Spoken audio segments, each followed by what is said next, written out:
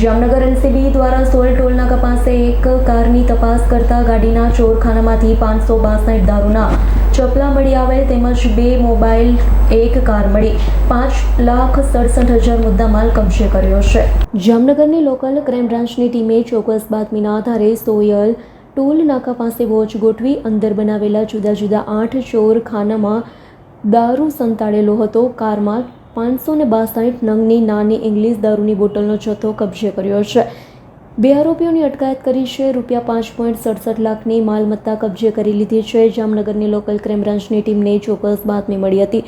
જામનગરના વતની 2 શખ્સ દ્વારા એક કારમાં અલગ અલગ ચોરખાના બનાવી તેમાં ઇંગ્લિશ દારૂની બોટલનો જથ્થો સંતાડી જામનગર શહેરમાં ઘુસાડવામાં આવી રહ્યો છે. બાતમીના આધારે ગઈકાલે સાંજે સોયલ ટોલનાકા પાસે વોચ ગોઠવી હતી. વોચ દરમિયાન GJ27 CM5787 નંબરની બ્રેઝા કાર પસાર થતાં સફેદ કલરની કાર બ્લેક પટ્ટાવાળી કારને એલસીબીની ટુકડીએ રોકી હતી અને તલાશી લીધી છે.